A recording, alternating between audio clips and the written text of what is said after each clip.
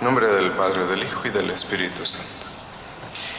Bien, pues ofrecemos hoy la misa en honor de San Juan de la Cruz, que nace en 1542 en Fontiveros. Su nombre original era Juan Yepes. Después se queda huérfano de padre y se van a vivir a Medina del Campo, y allá comienza con ser tejedor, cosa u oficio para el que no funcionó, y después consigue trabajo de enfermero y mandadero en un hospital, y allí duró 7 años. Mientras estudia con los jesuitas, pues allí comienza a practicar fuertemente la mortificación. A los 21 es recibido como religioso en una comunidad de padres carmelitas, y después es ordenado en 1567 y le pidió a Dios como especial regalo que lo conservara siempre en gracia y sin pecado, y que pudiera sufrir con todo valor y paciencia toda clase de dolores, de penas y de enfermedades. Y dice la Sagrada Escritura que Dios a quien más ama, pues más le hace sufrir. Y así sucedió con San Juan de la Cruz. Sí, pasó por una etapa tremenda de desolación, de depresión, de tristeza, de escrúpulos, de ataques del demonio, de tentaciones, de persecuciones y de calumnias.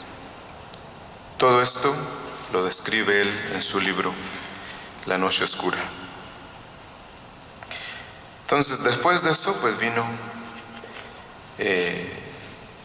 una gran consolación por parte de Dios, que sirvieron de premio a la paciencia con la que sufrió lo anterior. Se encuentra con Santa Teresa de Jesús. 1571 se hace su director espiritual, y después se propone reformar la orden carmelita de descalzos, y por eso consigue que lo persigan los otros, los calzados, y lo tengan encerrado 9 meses en inhumanas condiciones que no le permiten ni cambiarse ni celebrar la misa, con espantosos calores en el verano y tremendos fríos en el invierno, con piojos, insectos, y allí sufre San Juan de la Cruz lo que Santa Teresa dice que le sucede a los santos cuando llegan a la sexta morada. Entonces, insultos, calumnias, dolores físicos, hambre, sed, angustias espirituales y muchas otras cosas. Y él mismo describe su experiencia en Toledo cuando dice: cuando estuve preso en Toledo, aprendí a sufrir.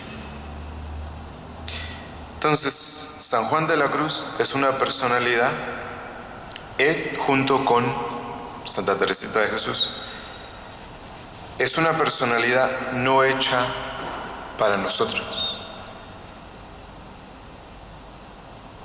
La vida de San Juan de la Cruz es obra de la fe, de la esperanza y de la caridad. Y hecho solo para Dios. Hecho solo para Dios. Sí. Entonces, después de todo, nuestro Señor le dice un día: ¿qué quieres de regalo por lo que has escrito por mí? Y él le respondió: que me concedas valor para padecer por amor todos los sufrimientos que quieras permitir que me sucedan. Y así le fueron llegando hasta que, ya después enfermo de la flebitis, y de la erisipela que le atormentaba en una pierna. Sus superiores le dan a escoger a dónde irse, entre dos lugares, en uno donde lo aman y en otro donde lo odian. Y él escoge irse al lugar donde nadie lo quería. Su superior le quitó el cuidado de salud que tenía, el enfermero, y le puso otro que lo trataba mal, le impedía las visitas y lo humillaba sin cesar. Y todo esto lo soportó en silencio, con la más admirable de las paciencias. Y después de meses de sufrimientos muy agudos, muere el 14 de diciembre de 1591, apenas con 49 años.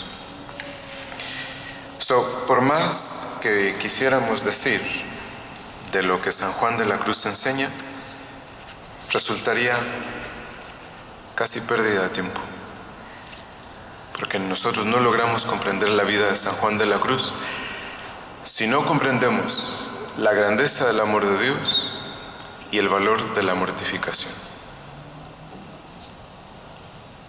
Sí.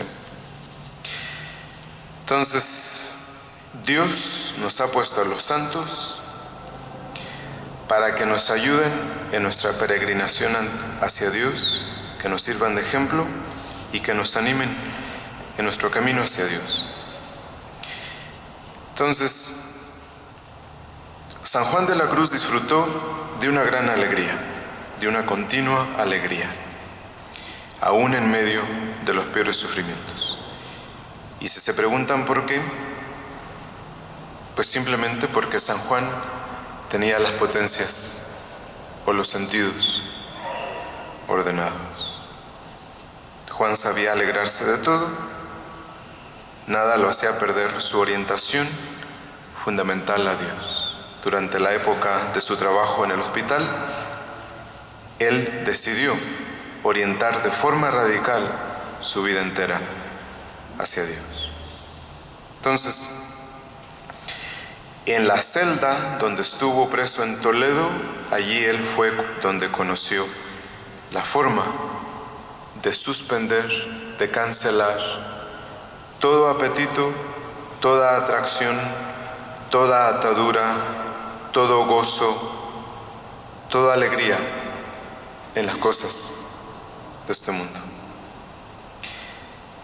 Sí, entonces lo hizo para poder percibir primero, para poder percibir mejor la realidad y en la realidad encontrar a Dios.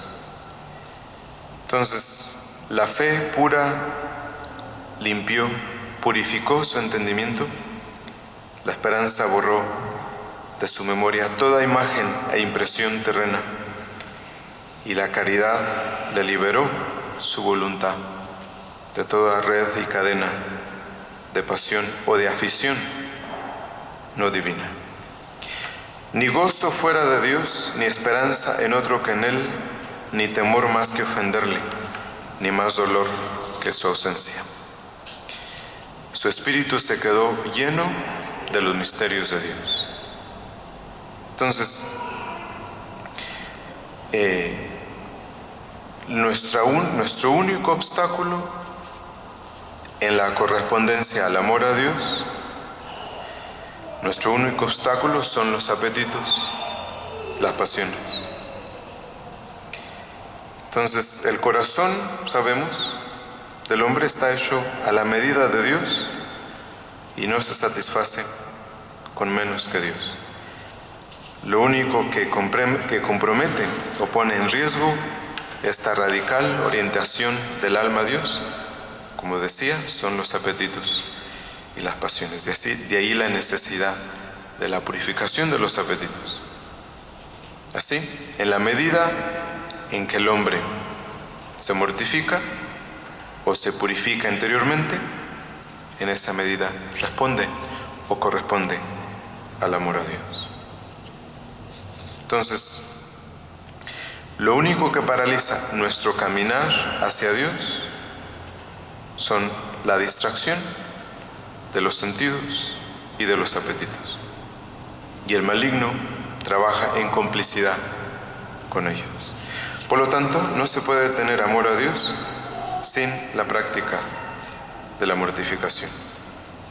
Y esto es así porque el hombre, por el egoísmo, se cierra sobre sí mismo, y por la mortificación ordena todo su ser y todo lo que posee para Dios. Porque al final lo que somos, lo que poseemos, es para ofrecerlo, para ofrecérselo a Dios. En nombre del Padre, del Hijo y del Espíritu Santo.